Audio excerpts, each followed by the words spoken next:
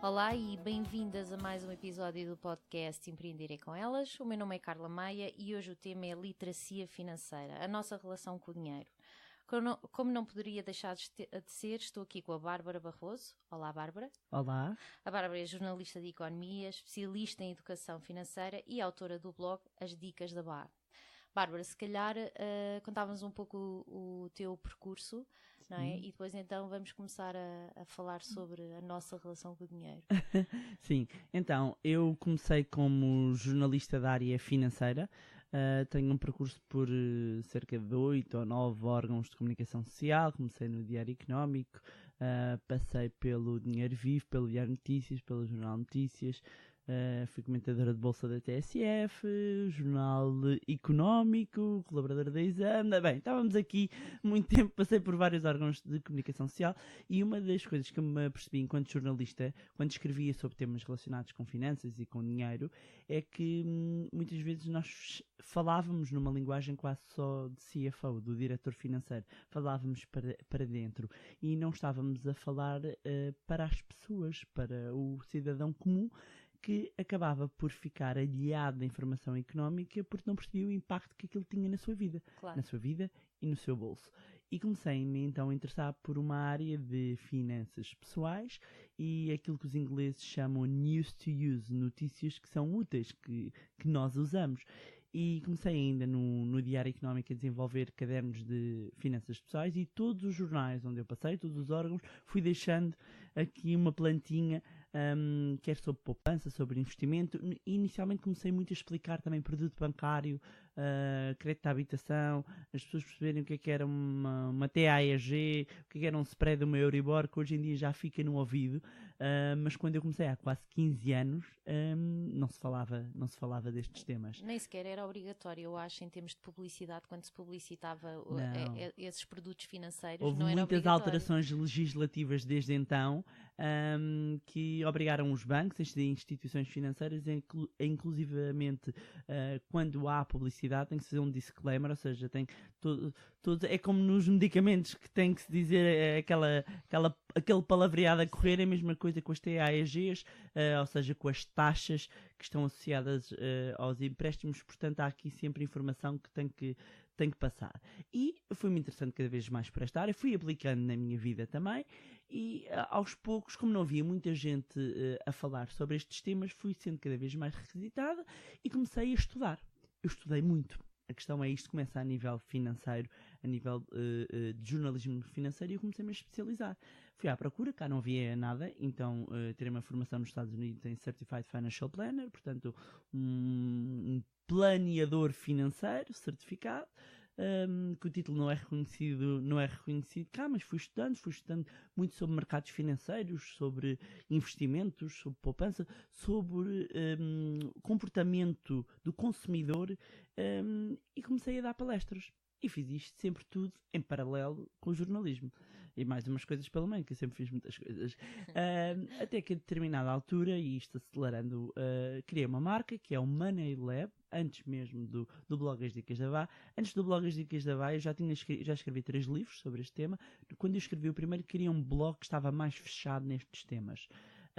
Depois o blog acabou por ficar, estava sobre o meu nome e acabou por ficar agregado ao primeiro livro. Depois não escrevia mais em blogs, também tinha muito pouco tempo e tudo o que escrevia era nos órgãos de comunicação social onde eu estava a trabalhar, mas fui dando palestras. Criei uma marca que é o Money Lab, que existe até hoje e é onde eu trabalho, que é o Money Lab.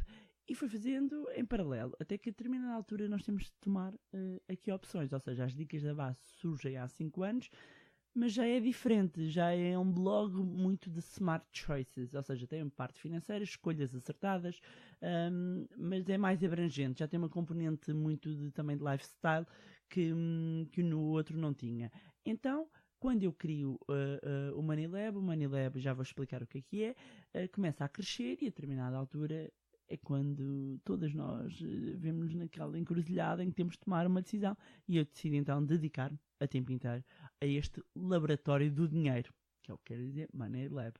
Então, o que é o Money Lab? O Money Lab é um laboratório de educação financeira que atua essencialmente e tem essencialmente 3 áreas. Uma que é a formação, e depois posso mais à frente detalhar, mas temos vários programas desde os 6 anos até aos 90. Depois temos uma área de produção de conteúdos, produzimos conteúdos próprios para dentro e para clientes relacionados com a área financeira também, e temos uma área de planeamento financeiro. Não é aconselhamento no sentido de análise financeira, mas é ajudar as famílias a fazerem um planeamento das suas finanças. E pronto, e atualmente é isto que eu faço a tempo inteiro. A parte disso, tenho também o blog, que tem alguma expressão e alguma visibilidade, e acabo por estar ligada também à ASMAU e sempre dando o meu contributo com esta parte da literacia financeira, no caso das MAU, das Mulheres à Obra, para as empresárias e as pequenas e microempresárias e as empreendedoras que se esquecem muitas vezes que antes mesmo de se lançarem no mundo dos negócios é necessário organizar as finanças pessoais. Sim, e inclusivamente estiveste na conferência das MAU. Vais estar para o ano também? Vou estar, sim, pronto. vou estar. Primeira pergunta, e se calhar até para fazer um bocado o pontapé de saída deste tema. O dinheiro, ao fim e ao cabo, é algo que todos nós temos de saber gerir, não é? É algo que é impossível não termos na nossa vida. E, no entanto, passado tantos anos, ainda há tanto por esclarecer ou por educar as pessoas relativamente a esse tema, não é? É interessante como é algo que nós precisamos tanto e preocupamos-nos tanto, e, no entanto, continuamos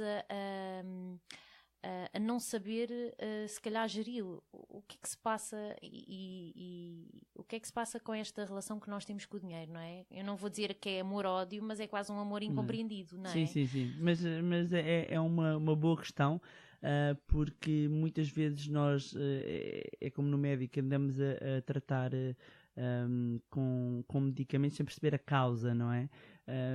E muitas vezes a causa está exatamente na relação que nós temos com o dinheiro e nas crenças que nós temos em relação ao dinheiro.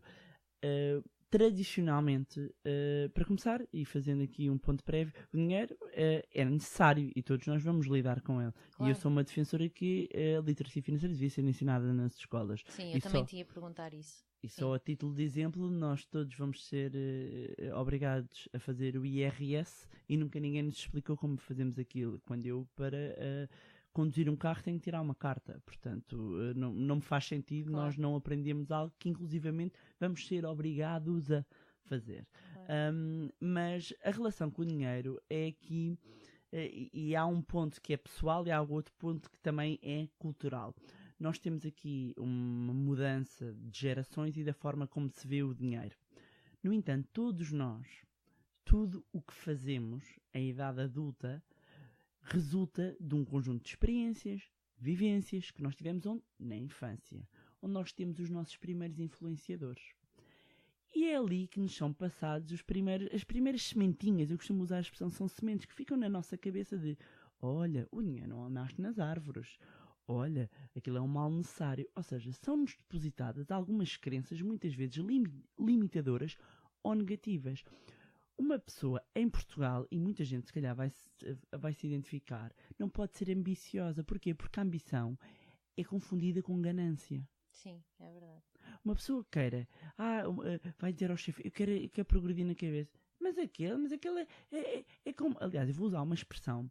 A minha avó, que já faleceu, tinha uma expressão que dizia-me assim: tu és para o dinheiro como o macaco é para a banana.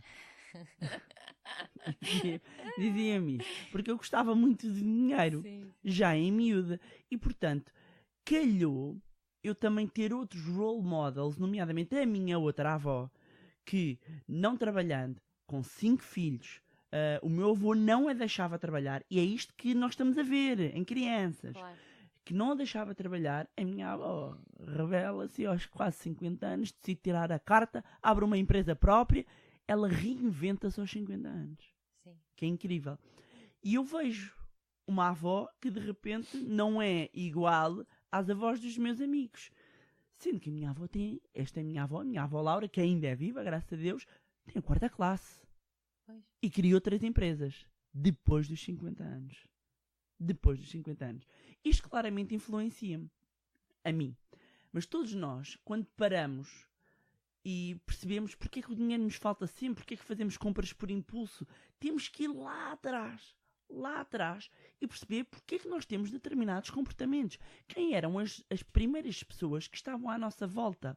Outros efeitos que é quando nós temos algumas limitações financeiras e crescemos em meios onde os pares têm abundância e nós sentimos injustiça em relação ao meu colega. A infância é muito determinante. Ao colega que tem dinheiro e porque é que eu não tenho, e ao desenvolvemos raiva. Criamos anticorpos até. Podemos criar. É que existem dois tipos de formas de lidar, que é, aliás, mais do que dois, mas assim dois, ou eu vou repelir aquilo, e portanto, mas vou repelir, depois há aqui derivações com sentimento de repulsa, e a inveja começa a tomar posse, portanto deixamos entrar sentimentos negativos, ou então de admiração, que é como é que ele fez. Porque todos nós também já ouvimos quando alguém vence neste país, diz sempre: tinha cunha, aposto que é uma herança. Ou assim também eu. Assim também eu, mas não chega lá. A questão é essa: todas as pessoas que têm este tipo de pensamento têm o que eu chamo mente de pobre. Atenção, é a mente. E eu conheço muita gente com dinheiro com mente de pobre. E sabem o que é que vai acontecer? Vão perder o dinheiro, essas pessoas. Já vi muitos casos. E eu costumo dar um exemplo aos meus alunos dos jogadores de futebol. Os jogadores de futebol, a maioria deles tem mente de pobre. E o que é isto de ter mente de pobre? A primeira coisa que eles fazem quando se apanham com dinheiro é comprar o que a gente chama no mundo financeiro passivos em vez de ativos. E o que é? São passivos e ativos. Ativos são coisas que valorizam, são coisas que nos metem dinheiro no bolso. Passivos são as dívidas e coisas que nos tiram dinheiro do bolso. Vamos dar um exemplo. Quando eu tenho ações de uma empresa, eu tenho dinheiro depositado, são ativos. Quando eu compro um carro, mesmo que eu já tenha pago o empréstimo claramente é um passivo. É um passivo, está a desvalorizar. Sim, ter custos todos os anos. Exatamente. E o que é que os jogadores de futebol fazem? Primeira coisa, vão comprar carrões, gastam. Aliás, eu costumo contar também uma história de um jogador de futebol que eu acompanhei e que eu lembro-me de perguntar, porque ele chegou a uma situação de falência, e eu lembro-me de perguntar do que é que ele mais se arrependia. E ele dizia-me ter gasto 250 mil euros em 10 minutos. E eu a seguir perguntei como é que se conseguia fazer isso. E ele disse que comprou 2 relógios. Portanto, o que é que acontece? Muitos deles vêm de ambientes onde havia privação e eles vão tentar compensar com tudo aquilo que eles acham que é riqueza. Que eles acham que não é, mas que na cabeça deles é parte ostensiva. Uma questão de afirmação, não é? Exatamente. Sim. Portanto, eu vou-me compensar agora que eu tenho dinheiro, só que não tenho literacia financeira, então vou comprar aquilo que eu via que eu achava que era riqueza. Então vou comprar passivos. O que é que significa? Sendo uma profissão de risco, amanhã eu deixo de ter aquele dinheiro, eu não consigo sustentar não só o meu padrão de vida, como estou repleta de passivos, coisas que eu não vou conseguir transformar em dinheiro ou que valem 1/3 daquilo que ele me custou. Sim, eles não vão ter aquela entrada de dinheiro eternamente, ou seja, não há um planeamento a longo prazo. Eu dou muitas vezes o exemplo do jogador de futebol, porque acompanho e porque sou amiga também de muitos, mas porque é fácil para as pessoas perceberem. Claro, porque muitas vezes olham para o jogador, se eu ganhasse aquilo, e quantas histórias de pessoas que ganham Euromilhões que a gente conhece que voltam para a falência?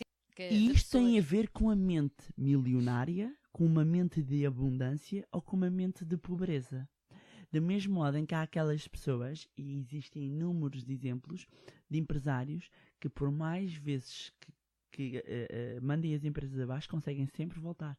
Há inúmeras histórias de pessoas que têm empresas, vão à falência e conseguem ficar ricas outra vez, ou de ser bem-sucedidas financeiramente. Porquê? Porque o mindset delas, a mente delas é de abundância. Sim. Não há crenças limitadoras. E quando nós olhamos para o país do fado, todas estas crenças de um país que nós fomos, antes de 25 de Abril, um país pobre. Claro. Um país pobre. A riqueza estava em lingotes de ouro só guardada aqui a riqueza do país, mas ninguém via que havia fome. Sim. Que havia fome. Portanto, e todo este ADN, o que é que a gente faz quando começa a haver o acesso ao crédito? pós anos 90, o crédito o que é que permite uma antecipação de consumo. Eu não tenho que guardar para comprar, ou seja, eu não tenho que juntar 100 para comprar uma coisa, eu compro e pago a seguir. Claro. O crédito não é algo negativo. O que é negativo é quando é mal utilizado. Não é?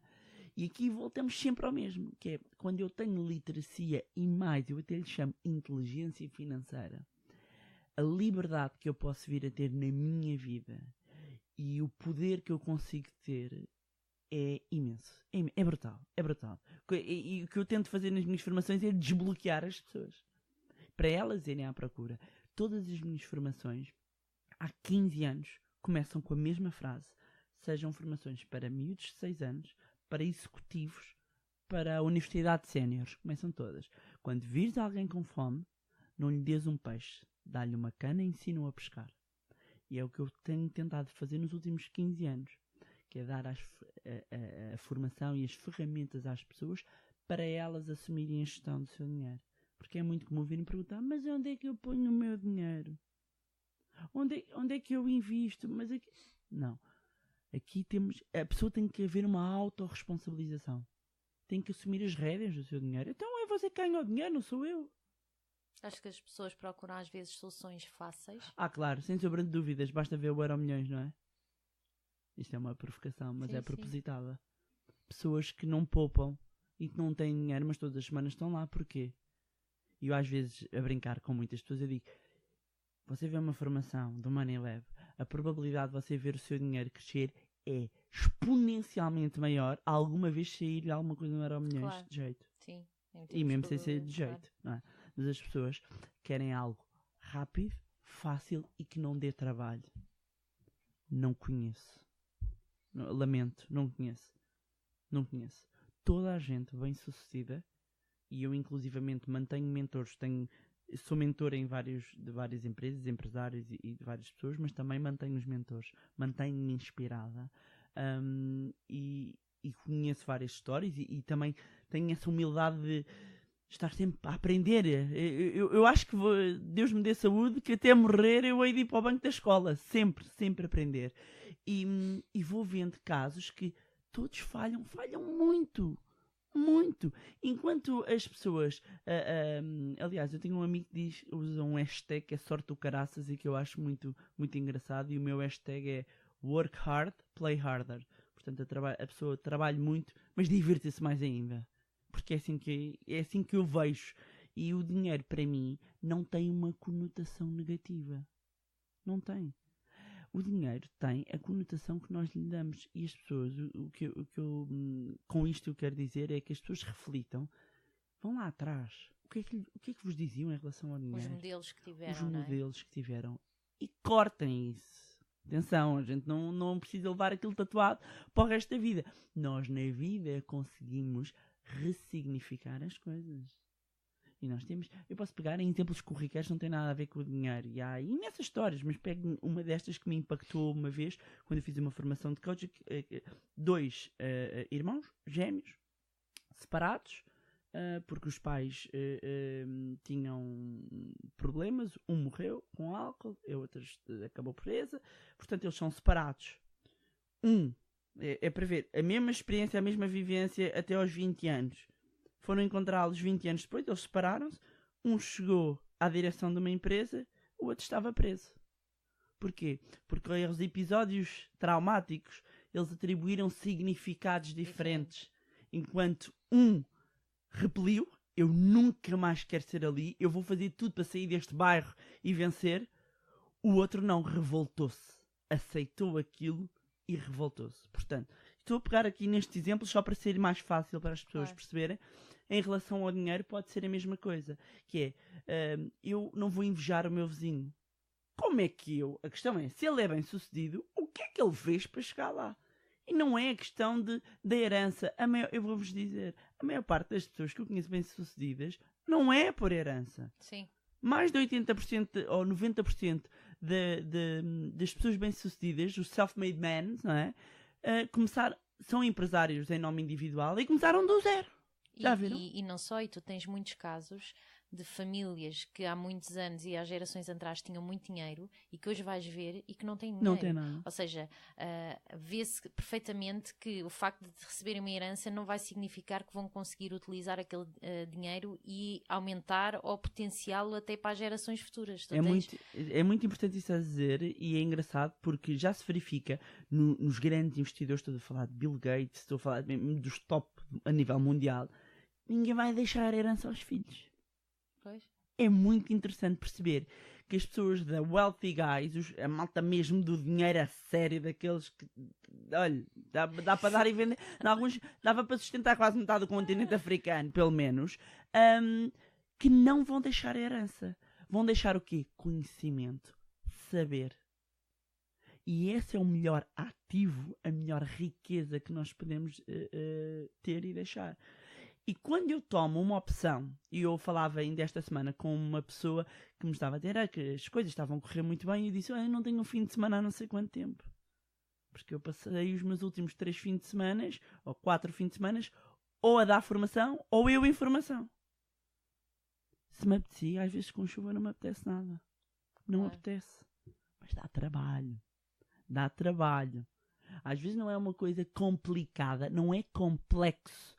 Pode até nem ser difícil, mas quando é difícil também dá um gozo depois muito maior. E isto em relação ao dinheiro, é preciso que, nós consigamos perceber que crenças é que temos em relação ao nosso dinheiro, a nossa relação com o dinheiro. Reformular. Exatamente, se é limitador ou não. Claro. Depois vou reformular esse significado. Depois, passo seguinte, vou olhar para as minhas contas. Vou ver, isto usa-se muitas ferramentas de coaching, vou ver o meu estado atual. Onde é que eu estou e onde é que eu quero estar. E vou avaliar se onde estou, onde quero estar. Se isto cumpre, e uso também em algumas formações, o acrónimo SMART. SMART cada letra. Se o objetivo é específico, se é mensurável, se é atingível, se é realista, e em que tempo é que eu consigo atingi-lo. Porque depois é assim, eu quero ter 1 milhão para a semana. É realista? Não, então reformula o objetivo. Então nós devemos ter, mesmo que eu sonhe com o cume da montanha, eu tenho que fazer, porque até quando se sobe uma montanha, até os alpinistas, nós temos que fazer patamares. Claro. Não é? E nós temos que traçar mini-metas. Não é impossível. Dá é trabalho. Estes não querem ter trabalho. A questão está aí. A questão é, eu tenho crenças limitadoras e depois vou-me desculpar. Não, pois isso é para quem ganha muito. Eu conheço tanta gente que ganha tanto dinheiro e que não é rica e que não é independente financeiramente. Quando eu digo independente financeiramente é reformar-se, não precisar mais trabalhar. Ter as despesas. Isto existe uma fórmula, podemos falar dela, mas é uma pessoa, olha, se eu quiser amanhã reformo. Não preciso, e reforma não é do Estado, é reforma com os investimentos que tenho. Eu conheço tanta gente, tanto CEO que não pode fazer isso. É mais fácil a vida para esses. É um bocadinho, é mais fácil. Mas eu também dou outro exemplo. Eu ganho 10.000 euros, é mais fácil do que ganhar 1.000. Eu em tempos de crise vi gente de 10.000 euros com despesas de 12.000. E já vi pessoas com 1.000 a conseguirem poupar 200. Sim. Quando tu dizias ver o estado atual é perceberem, para já, o património que têm e depois também o que é que ganham e o que é que gastam, não é? Há a questão do património, há a questão da liquidez, o dinheiro que eu tenho mesmo, e vou contar aqui casos também, isto já são muitos anos a ver muita coisa pelo país todo, de pessoas. Uma vez conheci uma senhora que andava a ir pedir sopa dos pobres, a AMI. E a senhora, posso dizer, tinha um património avaliado em casas mais de 3 milhões. Me dizem, Bárbara, mas como é que isso é possível? É simples. Eram passivos. As casas estavam paradas. Ela não arrendava. Mas porquê que não arrendava, Bárbara? Porque ela dizia que não queria lá ninguém a morar. Pessoa completamente conservadora. Portanto, ela não tinha cash flow. Claro. Não entrava dinheiro. Sim. Portanto, tinha bens avaliados, mas se ela não põe aquilo a render, e isto vai bater naquilo que eu falei, uma casa, eu acho que isto é um desafio, uma casa, se não está a dar rendimento, é um passivo. Pode ser um passivo necessário, Nós temos que viver em algum lado. Mas é um passivo, porque nós temos despesa. Claro. Mesmo que já tenhamos pago o empréstimo à habitação. Sim, depois tens Claro. Então esta impostos. senhora, ouça, e depois chamaram-me uma paróquia, estava e para eu falar com a senhora, e a senhora é muito conservadora, e não queria ninguém nas casas dela, então venda, ninguém vende, ninguém, de repente, ou seja, que não é questão só da gente olhar para o património. O que é que o património nos vai permitir? Vai nos permitir avaliar ativos passivos. É o que nas empresas é a questão se tem falência ou não. Se eu amanhã tivesse-me ir embora e vendia tudo, com tudo que eu vendia, fazia dinheiro suficiente para pagar as minhas dívidas todas? Pronto. Se a resposta for sim, ótimo. Se for não, muita atenção. É um sinal vermelho. Claro. Depois, outra situação, que é avaliar se eu tenho capacidade de poupança. Portanto, vou olhar para as minhas receitas, vou olhar para as minhas despesas. Ok? E se nas receitas algumas delas vêm por investimentos ou não. Vou olhar, ou seja, vou fazer um mapa de fluxo de caixa. Vou ver com receitas, despesas. E isto vai nos dar a fotografia do meu estado atual. E a questão é, onde é que eu quero chegar? Qual é que é o meu objetivo? E atenção, os objetivos são muitos. Eu posso ter objetivo de poupança, de investimento, como posso ter um objetivo de consumo. O meu objetivo de curto prazo pode ser ir fazer uma viagem. E é legítimo. Tem é que caber no orçamento. E a maior parte das pessoas não faz a avaliação. É a parte que é chato. É aborrecido, como dizem. É aborrecido. E essas pessoas dizem, sabem o que é para mim aborrecido? Aborrecido para mim é perder dinheiro. Isso é que é aborrecido. Nós não podemos. Há uma frase que diz insanidade é nós fazermos a mesma coisa e esperarmos resultados diferentes. Eu não posso estar sempre a fazer a mesma coisa e achar que vai cair do céu. Não vai. Não vai. Portanto, se eu quero resultados diferentes, eu tenho que mudar, tenho que fazer alguma coisa e mudar a minha forma de atuação. E isto em relação ao dinheiro ou em qualquer outra coisa na vida. Mas em relação ao dinheiro é fulcral. Porque eu dou outro exemplo que é as dietas. Isto é como a dieta. Na dieta, a gente para emagrecer ou come menos ou faz mais exercício. Se fizermos os dois... É uma questão de contas. Não é? Se fizermos os dois, supostamente acelera isto de uma maneira simplista, claro. Imaginando, somos saudáveis, não há aqui... E atenção, não estou aqui... Não estou como especialista, mas é só um exemplo. Em relação ao dinheiro, é a mesma coisa, que é... Eu ou ganho mais ou gasto menos. Consegui fazer as duas coisas, eu estou a aumentar aqui o meu gap, ou seja, estou a gerar poupança. Agora, a questão é o que é que eu faço com este dinheiro? Se ficar ali parado ou se eu invisto para multiplicar. A diferença entre um aforrador, que é o que guarda, e um investidor é que o investidor aumenta a riqueza.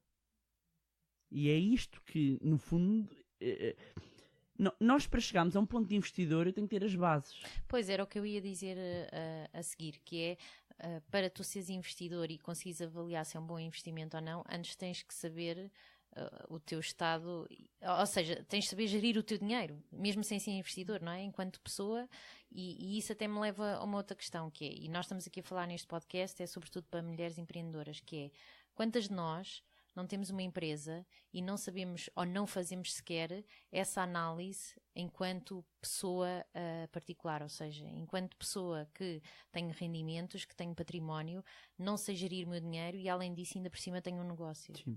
Aliás, nós estamos num país onde mais de 80% do tecido empresarial são microempresas.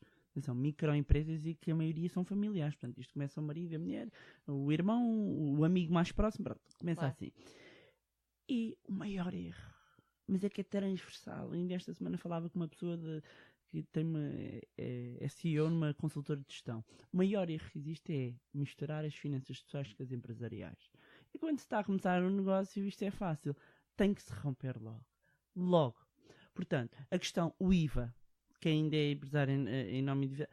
o IVA, recebem o dinheiro, metam de lado. Noutra coisa, aquilo não existe, Sim, não é o dinheiro nosso. não é vosso. Claro. Não fiquem naquela expectativa, mas agora dá-me jeito porque eu tenho que comer e depois vem o dinheiro para a semana, para o mês que vem vou receber. Esqueçam, não é vosso. Ponham outra coisa que é ir com o cartão da empresa às compras. Isso também é outra coisa que acontece muito. É passa na empresa.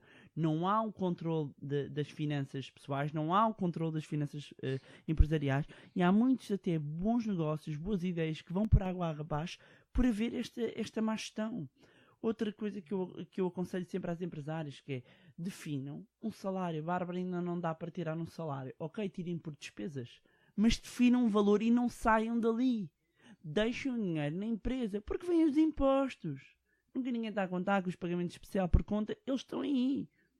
E muitas vezes também, antes mesmo, lá está, isto é sempre uma avaliação prévia, verificar se faz sentido abrir empresa, porque eu vejo também muita gente a abrir empresa e ou seja, a faturação que têm nem sequer se deviam meter em empresa. Claro, porque isso depois tem uma série de encargos. Custos. Sim. Claro, tem uma série de custos.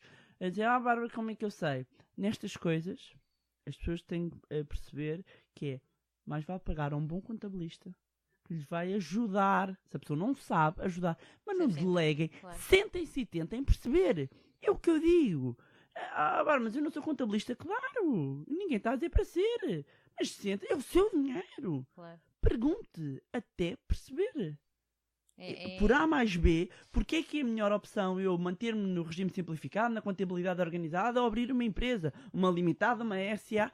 Existem pessoas especializadas que podem dar essa ajuda. Vale a pena pagar, porque às vezes acontece, e muitas vezes também, olha, e fica aqui também a nota, inclusivamente para muitas empresárias que estão até no nosso grupo das Mulheres à Obras, que muitas vezes é o conselho, é o jeitinho para não pagar, que sai caro. O barato nestas coisas sai caro. E mais vale estar a pagar a um contabilista para nos fazer uma avaliação como deve ser, do que de repente nós estamos em menos de um ano a fechar a empresa, porque não estávamos a contar com uma série de custos. É giro estares a dizer isso, porque o nosso terceiro episódio foi com contabilistas e uma das coisas que elas alertaram foi essa questão, que é, atenção, abrir atividade, só numa altura em que já tens condições, porque isso tem uma série de encargos e obrigações fiscais que as pessoas muitas vezes não incorporam. Sim. E depois criam, já tenho uma empresa Outra e ainda vez. Não tens rendimento para todas as obrigações que vais passar a ter. E as pessoas esquecem-se muito disso, e também estavam a alertar sobre a questão de fazer uma consulta com um contabilista. Claro. E aqui é muito relevante, aliás, eu cá por estar muito próxima com contabilistas, com os consultores de gestão. Porquê? Porque eles tratam da parte do negócio, e quando o negócio vem normalmente água abaixo, porque leva o pessoal atrás, ou um leva ao outro. E é a parte onde eu apareço. Portanto, eu até por trabalhar com muitos colegas de outras áreas, eu vou-me apercebendo e da realidade. Ou então, quando as pessoas me chegam, já têm as finanças pessoais completamente no marasmo, eu vejo que aquilo começou na parte empresarial. Claro. É muito frequente acontecer. Há muitos. Outra coisa que eu vejo muito acontecer, que é as pessoas, por exemplo, às vezes vejo, tenho uma ideia de uma loja, queria abrir uma loja de roupa. Já vi o espaço, já estive a ver o valor, vou pedir um financiamento ao banco. Eu começo a ficar nervosa. Mas, olha, e quanto é que já vendeu? Ainda não vendi nada. E então vamos lá ver. Vai começar o seu negócio todo endividado. Claro. E dizer, Bárbara, mas se eu for abrir um restaurante, claro que há negócios, há características de negócios que têm mesmo que assumir o risco. Deve ser calculado também. Claro. Não mas é? aí até podes fazer um aluguer de longa aluguer duração. Eu posso começar a vender. Como opção de compra. Por exemplo, um online, se quiseres. Online, começar a ter algum cash flow para ser o próprio cash flow a suportar-me o crescimento do negócio. Mas eu vejo muitas vezes, acompanhando inclusivamente o grupo, pessoas que ainda estão sentadas em casa, já estão, na teoria, endividadas até ao tutano, cheios de estoques de roupa, com dívidas ao banco, com o espaço alugado, com as portas... Ainda não venderam rigorosamente. Não testaram o mercado sequer. Se aquilo funciona, se não funciona. Há uma coisa maravilhosa hoje em dia que se chamam redes sociais. Internet.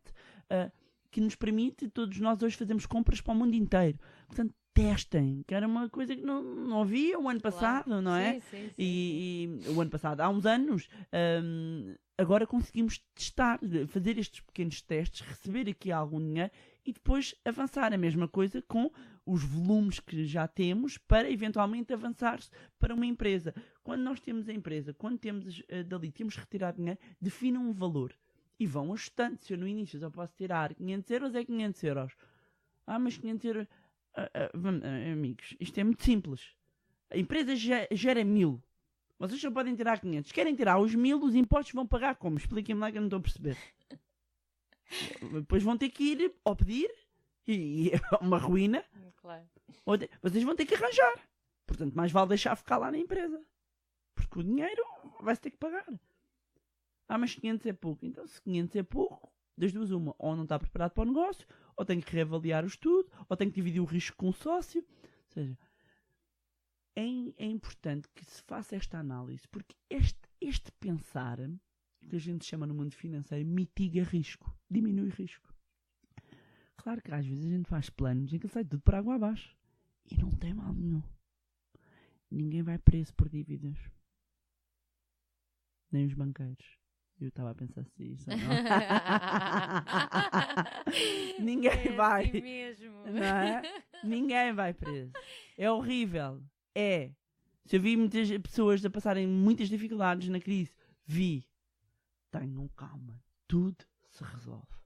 É só dinheiro. É só dinheiro. Quando nós, e voltando aqui ao tema, quando nós definimos uma vida de estilo mais fulgural, que mesmo assim todas as boas práticas das finanças pessoais recomendam, é mais fácil eu atingir a independência financeira. Se eu consigo viver com 1000, é mais fácil do que se eu me vir a viver com 10.000. Claro. Portanto, eu vou é ter o estilo de vida. Claro, não é? Que é preciso ajustar. A questão é, a pessoa deve ter consciência e depois deve procurar a solução. Eu costumo, às vezes, também usar um exemplo um bocadinho de mapa dos sonhos, e já escrevi isto no blog até, sobre o mapa dos sonhos. Quem quiser também pode procurar mapa dos sonhos, que é uma coisa muito engraçada, que é um vision board. Nós fazemos um quadro, no fundo, em que nós pomos os nossos sonhos, os nossos objetivos, em que podemos visualizar. E é um bocadinho isto, eu escrevi na altura porque um amigo meu que era diretor de uma grande empresa despediu-se assim do nada. Pronto, daqueles que um dia se farta vai-se embora. E disse, então para onde é que tu vais? E ele não ia para lá nenhum. E eu achar que ele estava a me enganar, tinha ali uma na manga, que certamente ia para algum lado. E depois ele disse, não, eu agora vou parar, vou estar tempo com os meus filhos e vou desenhar a minha vida de sonho. E eu desenhar a vida de sonho, o que é isso? Vou desenhar a minha vida de sonho, vou definir onde é que eu quero chegar, o que é que eu quero. E depois vou definir o plano como eu chego lá. E de repente, na altura que ele me falou isto, eu fiquei a pensar, a gente realmente não faz isto. E devíamos fazer, porque em PNL é visualizar. Claro. Nós estamos a construir um mapa. E ao fim e ao cabo é teres mão na tua vida, não é? Claro, o que é que a gente faz quando queremos ir à casa de um amigo que não sabemos onde é que é? Vamos ao GPS e vamos lá ver onde é. Depois andamos para trás. O caminho que temos de fazer para lá chegar. Hoje em dia, claro que o GPS vai-nos dizer o caminho todo até lá. Mas no mapa, quando a gente olha, é ali. Ali é onde eu quero. Visualiza ali. E agora onde é que eu tenho que ir? Vou por aqui. Está com obras. Está com obras, vai por outro caminho. Tem um buraco. Está um buraco, vai por outro caminho. E a vida é isto. Portanto, nem sempre a coisa vai linear. Mas é nós visualizarmos. O objetivo ser smart. Não é? Claro. Porque um objetivo smart, por exemplo, eu posso definir 1 milhão. E 1 milhão não cumpre o acrónimo SMART, se calhar, em 2 anos, mas pode cumprir em 10. Riem-se pessoas. Quem se ri é porque tem mentalidade de pobreza. Porquê é que não pode ser? Vou dar um exemplo do meu filho. O meu filho tem 8 anos. Um dos meus filhos tem 8 anos. E ele é ali o mais parecido comigo. E ele quer comprar um Porsche. Mas é de rapaz, com 18 anos. E tem o seu milheiro. E no outro dia estava com o avô, o meu sogro, e eu estava a dizer que ele já tinha dinheiro, e eu perguntei-lhe para que ele estava a poupar. Ele, para o Porsche. E o meu sogro riu-se. Outra geração, não é? Completamente. E eu disse, não se ria. Não se ria. Como o seu neto é, eu praticamente ponho as minhas mãos no fogo que ele vai ter o Porsche. E ainda lhe vou dizer mais, ele não vai ter o Porsche porque é um miúdo tão inteligente, quando ele chegar lá percebe que aquilo é uma má compra. Sim. Mas ele vai atingir. É que não tenho a menor dúvida. Ele está focado naquilo. E só tem 8 anos. Tem o tempo a favor dele, que é uma coisa no mundo financeiro que nós temos. Tem o tempo a favor dele e está focado. Ele põe lá. Ele está focado. E quando nós focamos, todos nós, basta nós pensarmos uma coisa na nossa vida. Quando a gente quer, a gente faz. Tudo tem a ver com o significado e a importância. E muitas vezes o dinheiro não tem o significado, tem um significado negativo e não tem a importância que nós queremos dar, seja para atingir um objetivo. Porque todos nós, mesmo, e vou dar exemplos fora, quando é por o amor, não é? A pessoa levanta-se 20 vezes, não é? E vai com 2 horas de sono. Mas eu moro em Lisboa e ele mora em Estarreja. E a pessoa vai. A pessoa vai. Quando a gente quer, quando é para ver aquela amiga, quando é para ir àquele concerto, a gente vai, a gente arranja maneira, a gente muda o turno. A gente poupa, come atum todos os dias, mas faz. Então, se funciona para umas coisas, porquê é que não funciona para outras? Porque não é importante. Tem a ver com a escala de importância. A questão é, nós temos que assumir essa responsabilidade. Não dar desculpas. Não tem mal de eu dizer que o dinheiro não é importante para mim. Eu devo ter a literacia financeira porque preciso dele. Mas pode não ter. Agora... E também o contrário, que é, para quem é importante, não haver aquela conotação negativa de és ganancioso, só pensas em dinheiro, não és uma pessoa profunda. Sim, não é? Sim, há muito sim. essa o conotação, és muito outro. materialista. Sim. Não é? É o julgar do nós outro. Nós crescemos nessa geração do, isso é materialismo. É por isso que as pessoas não falam sobre dinheiro. Vou dar, já falei disso muitas vezes, mas aconteceu. Uma vez estava nos Estados Unidos, uma formação, há muitos anos, eu ganhava muito mal. Trabalhava no jornalismo, ganhava uma miséria. Era muito novinha e estava numa formação e de repente dizem, uma sala, são formações com 5 mil pessoas. Estamos todos muito dinâmicos, a malta de tudo que é anglo-saxónico, tudo muito dinâmico. Então agora levantam-se. Eu levanto-me, muito desconfiado, eu estava sozinho. Levantam-se e viram-se para a pessoa do lado e vão dizer quanto é que ganham. E eu pensei, isto em Portugal. A pessoa virar-se para o do lado e dizer quanto é que ganha. E eu sozinho com a minha cabeça a pensar nisto. Eu viro-me para o lado e digo ao senhor quanto é que eu ganho. E o senhor pergunta-me, por semana? Per week? E eu, não filho, por mês mesmo. E ele, por mês, eu, sim, não é aqui, é lá em Portugal, que é um país lá na Europa, não sei o quê. E é muito engraçado porque ele ficou muito chocado e ele dizia, are you sure? E eu, sim, acredita que eu tenho certeza que eu vejo lá aquilo a pingar todos os meses. Não é por semana, é mesmo por mês. Mas isto, eu conto-me aí a brincar, mas passou-se mesmo, conto-me aí a brincar, porque nunca na vida, em Portugal, eu viro-me para o lado e vi quanto é que eu ganho. É verdade, é tabu, é. Eu até hoje, agora que penso nisto, eu nunca soube quanto é que o meu pai ganhava. Nunca. Pois. Nunca soube.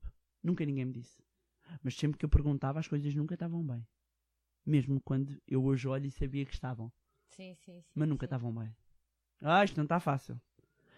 Eu próprio tive de fazer este trabalho comigo. Um trabalho interno de ressignificado. Porque eu tinha muitos role models diferentes. E a verdade é que isto depois, os medos, ou quando a gente vai investir, não é?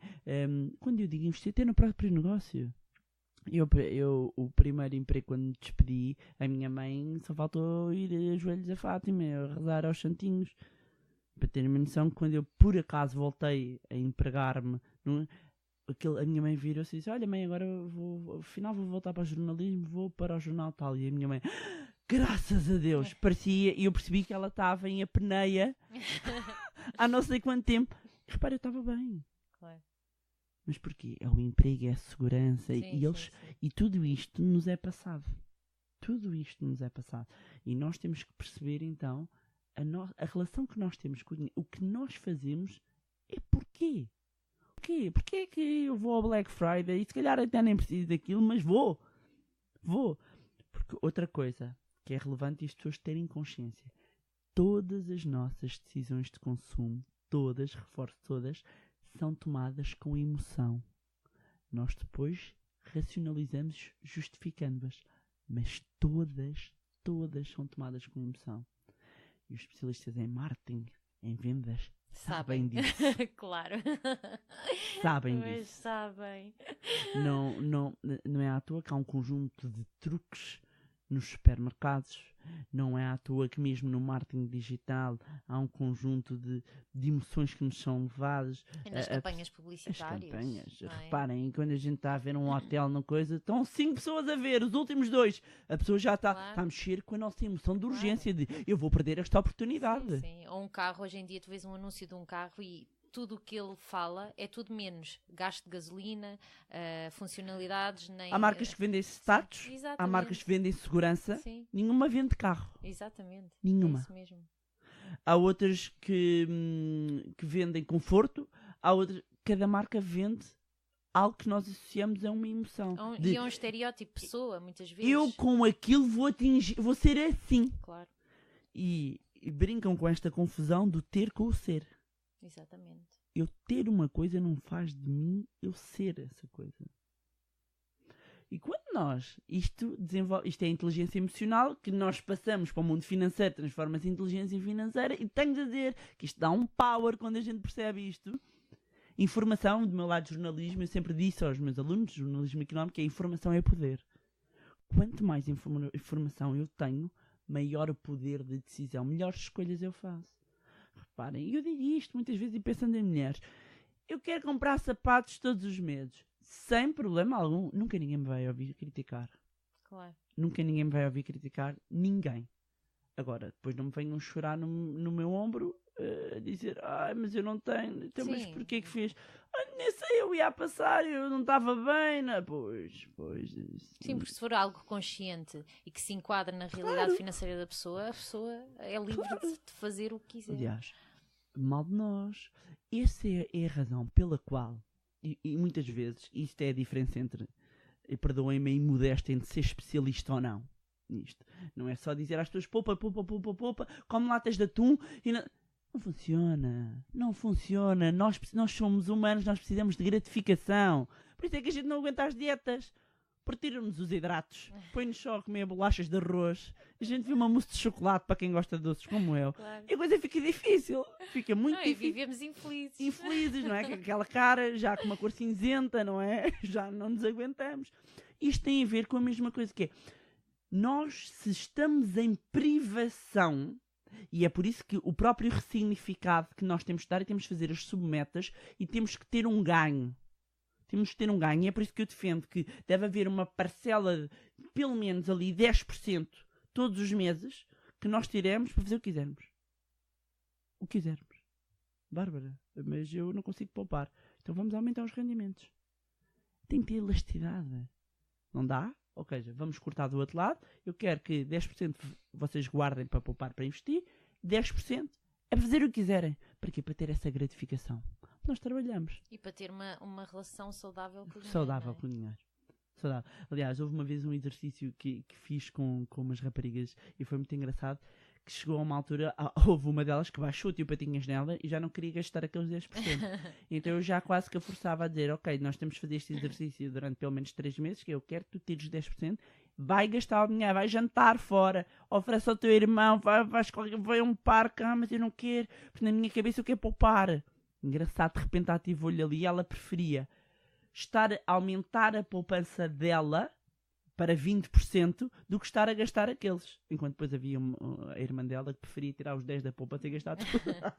Pois cada um é como cada qual. Mas aqui, porquê? Porque ela estava a atribuir um significado de gratificação ao que poderia vir a atingir se conseguisse poupar mais. Poupando mais, ela atingiu o objetivo dela de entrada para a casa mais rapidamente. Mas nem tudo tem que ser... Ou seja, por isso é que é preciso haverem aqui submetas para nós conseguirmos atingi-las, vemos ali o dinheiro a crescer e temos também a gratificação, seja os sapatos, seja o que for. E planear, é o que nós no planeamento financeiro tem que caber no orçamento. A Bárbara, eu gosto de comprar 2 garrafinhas de vinho caras por mês, tudo bem. Orçamenta. Põe dentro do orçamento. Tem que estar lá. Não vai tirar do outro lado. Orçamenta. Se tirar do outro lado é porque foi corte de despesas desnecessárias. Por exemplo, hoje em dia é muito fácil, nós temos despesas desnecessárias e por isso é que uma ferramenta fundamental é fazermos o orçamento, mas já lá vamos, que é nós percebemos onde é que estamos a gastar o nosso dinheiro e as subscrições online. Hoje em dia a gente subscreve, e alguns são aqueles tricky, que é subscreve aqui 30 dias grátis, a partir daí 5 euros. E quem é que se lembra ao final dos 5 do mês gratuito? Pinga. Uma dinheirama e que a pessoa não sabe. Quando acontece isso, o conselho que eu dou, ponham lembretes. seja, às vezes até também existem pacotes para empresários, ao Claro. final para o negócio, compramos uma data de ferramentas em período de trial, de experimentar, ponham lembretes para 2 Claro. dias antes. Claro. Porque depois, de repente, pumba, aquilo vai para ali, cai na empresa, cai a nível pessoal, e nós, de repente, não conseguimos poupar e estamos aqui a descobrir uma data de dinheiro que estava aqui perdido. Se calhar até precisávamos de investir em alguma coisa até na empresa, e de repente um conjunto de ferramentas de experimentaste depois ficou a cair e que nem sequer nos apercebemos. É por isso que, fazer um orçamento é pensar nas finanças pessoais como uma empresa. Sim. É trazer a realidade empresarial para casa. Exatamente. Esse é um ponto fundamental e é a base. A base de tudo. Eu tenho que saber quanto gasto, quanto ganho para definir os objetivos. Então eu quero emagrecer 5 quilos, 10, se eu não me peso. Se eu não me peso, como é que eu sei? Essas calças ficam largas. Pois, mas comprar calças no sítio é um número, comprar outros é outro número, a gente nunca sabe. Mesma coisa com o dinheiro. Se eu não me peso, se eu não sei o peso que as despesas têm, se eu não sei quanto é que eu ganho e quanto é que eu vou alocar a cada categoria, se eu não sei se de repente o meu negócio está-me a levar mais do que o negócio... O meu negócio, vejam lá, que está-me a consumir mais 30% do meu rendimento, por isso é que eu não poupo, por isso é que eu tenho sempre a contar negativo. Então se a gente não olha para as contas... E quando eu digo, esqueçam, não é mais ou menos não existe. Mais ou menos não existe. Chega, fazem um orçamento, existem inúmeras aplicações, já falei delas no blog, tem inúmeros links, ainda há pouco tempo, aliás, está neste momento no MoneyLab, www.moneylab.pt, em destaques, 5 aplicações que se pode usar para fazer esta gestão. Eu digo lá até uma que é o Bunzi, que é de uma startup portuguesa, que para mim é o melhor, mas tem várias ferramentas lá, umas gratuitas, outras pagas. Claro que as pagas permitem fazer mais coisas, em que a pessoa, de uma forma muito simples, tem o BAC. Todos nós temos o BAC. A primeira vez todos nós temos ali o BAC. Eu vou tendo, volta e meia um BAC, por exemplo. Mas é muito interessante quando é que eu tenho BACs, quando ficamos doentes às vezes, e depois quem tem filhos sabe, como começa agora com gripe, aquilo a gente vai pegando uns aos outros. O que é que eu noto? Naquele mês as despesas de farmácia, pumba, dispara logo. Claro. E como aquilo mostra em gráfico de queixo, eu vejo logo ali a saúde. Bum! Aquilo sai logo dali. E a questão é, a pessoa ficar doente, de repente, leva a que haja uma ruptura no orçamento? É que existem dados que mostram que os portugueses não têm capacidade de fazer face a imprevistos. Às vezes, uma avaria grande do carro, não há capacidade, tem que ser ao cartão de crédito. E às vezes, quando já não está o cartão ali, um limite. Portanto, coisas simples, coisas que são corriqueiras de acontecer. O pagamento especial por conta que a pessoa não se lembrava que era naquele mês e de repente, olha, toma lá 1000 euros. Vou dizer 1000 euros, pode ser mais, pode ser menos. Sim, claro. E a pessoa, de onde é que saiu isto? Mas ninguém me avisou. Não é? Sim. Onde é que eu vou arranjar agora dinheiro? Logo agora que eu tive o regresso às aulas, logo agora que eu tive isto e aquilo outro. Que as pessoas andam desligadas. As pessoas andam em transe em relação ao dinheiro.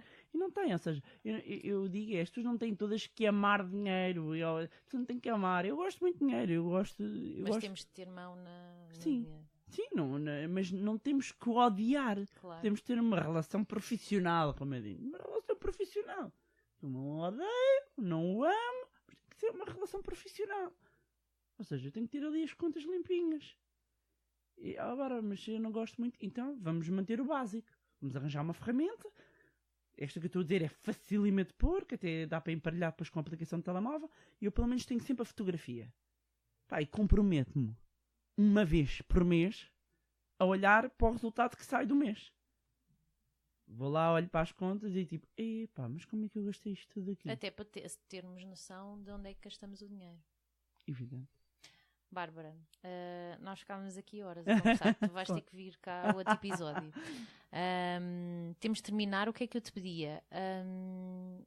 Assim, resumidamente, o que é que tu aconselhas as pessoas a fazer como os primeiros passos para realmente começarmos a saber gerir o nosso dinheiro, quer em termos pessoais, quer depois também no negócio que tenhamos? Então, o primeiro ponto essencial é perceber de onde veio e para onde vai o dinheiro. É o orçamento.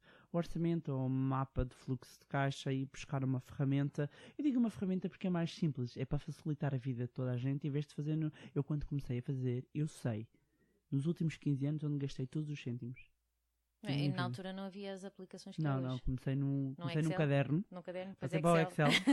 Passei para o Excel. Usava uma aplicação norte-americana que era o YNAB, You Need a Budget, que é muito boa, e depois para o Bunzi, e vou mantendo num Excel, apesar de eu não sou contabilista, portanto eu tenho uma empresa que me faz a contabilidade da empresa, eu mantenho acompanhado, sempre. E muitas vezes as coisas, mesmo com os melhores contabilistas que tenhamos, às vezes há uma coisa que não passa, ou eu às vezes pergunto, tipo, não estou a perceber, isto não entra, e vou aprendendo muito, Claro. isto não entra, não, porque não pode deduzir, não posso deduzir isto, porquê? E tento perceber, mas porquê que eu não posso? Como já tive surpresas agradáveis, de repente tenho imensa IVA para deduzir e fica ali um bolo, lá está, porque como eu retiro o dinheiro logo, e essa é uma outra dica, de repente fica ali com um bolo disponível que eu posso ou manter para o outro mês ou utilizar para reinvestimento. Outra coisa é fazer uma declaração clara do dinheiro que é empresa, do dinheiro que é pessoal. É contas diferentes. Criar mecanismos automáticos para uma outra conta, e há contas onde é possível não ter despesas, no caso se for pessoais, as das empresas não, mas uma conta pessoal pode ser ótima para parquear o IVA. No caso das empresárias que ainda têm recibos verdes, não é? Porque quando é empresa tem que estar as contas na empresa. Mas haver esta separação clara. Se a pessoa não é trabalhadora independente, já tem uma empresa, retirar um rendimento, definir um rendimento, ver qual é que é o contabilista, é a melhor forma. Se for alguém que vai abrir um negócio, fazer um estudo de mercado e fazer um estudo com um contabilista de viabilidade, qual é que é a melhor solução para a empresa. Depois, e eu vou falar disso do Money Lab muito em breve, possivelmente se calhar quando o podcast for para o ar já deve estar. Vai sair para a semana. Vai sair para a semana, sim, já estará possivelmente. No site do Money Lab vai estar uma nova ferramenta que está agora disponível que vai permitir em 7 passos fazer um plano de negócios. Muito prática, a pessoa introduz lá, porque a grande referência é do IAPMEI. As pessoas quando chegam ali à parte financeira aquilo também balança ali um bocadinho, mas que é uma ferramenta que vai ajudar. Não fui eu que a desenvolvi, atenção, calma, foi uma empresa portuguesa que a desenvolveu, mas que me pareceu muito útil. Portanto, olhar, perceber onde é que eu estou essencialmente, perceber como é que eu organizo o dinheiro e a seguir definir os objetivos. Seja para a empresa, seja a nível pessoal. Mas mantendo um olho em cada área, mas percebi que são esferas completamente diferentes. Porquê? Porque se a coisa correr mal por algum motivo no negócio e for preciso fechar, não há problema nenhum. Fechar e não sentir de repente que houve uma ruína a nível financeiro na nossa vida, em que podemos recomeçar. Nós podemos recomeçar sempre. Podemos demorar mais ou menos a conseguir nos restabelecer e não deixar então que as finanças pessoais arruinem o nosso negócio, nem que uma má gestão do negócio arruine as nossas finanças. Muito bem. Obrigada, Bárbara. Obrigada eu. Muito obrigada e até ao próximo episódio.